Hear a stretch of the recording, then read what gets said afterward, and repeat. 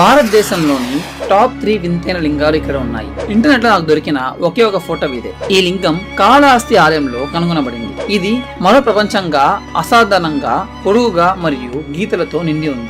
నేను ఈ ఆలయానికి చాలా సార్లు విజిట్ చేశాను, కానీ ఈ లింగాన్ని ఫోటో తీయడానికి యాక్సెస్ లేదు. కానీ రియల్ గా చూస్తే ఈ లింగం మరింత వింతగా కనిపిస్తుంది. ఇది ఎలాంటి లింగం?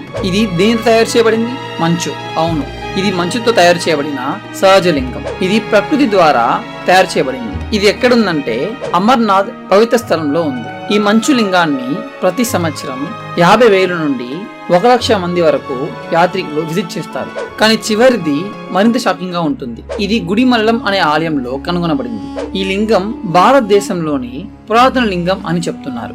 పురాతన లింగం కూడా అత్యంత వింతైన లింగం, ఎందుకంటే ఇది ఒక లింగాన్ని మరియు లింగానికి అనుసంధానించబడిన మానవ రూప బొమ్మను చూపిస్తుంది. ఈ రాయి మీటియోరైట్ తో తయారు చేయబడిందని చెప్తున్నారు.